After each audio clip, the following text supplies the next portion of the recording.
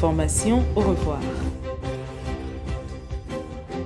STPU, communément appelé mal à l'aise, ces bus ne respectaient pas les mesures barrières. Limitation de passagers depuis mardi 2 novembre 2021.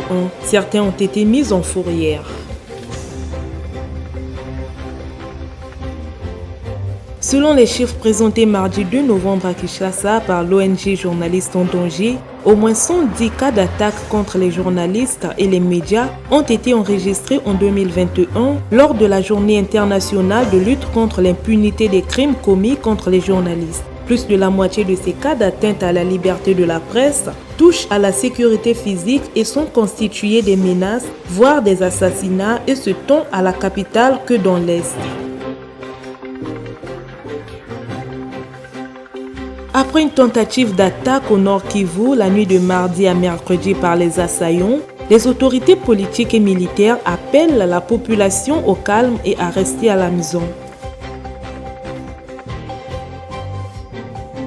Au Nigeria, 6 personnes ont été enlevées par les hommes armés dans l'université d'Abuja. Kidnappés dans les locaux du personnel de l'établissement de la capitale nigériane, ont été attaqués vers minuit. Selon le porte-parole de la police, les forces de sécurité avaient lancé une opération de sauvetage. Une percée diplomatique face à son engagement en faveur de la protection de l'environnement, c'est ce que le continent tente de réaliser depuis le début de la conférence des Nations Unies sur le climat qui se tient à Glasgow.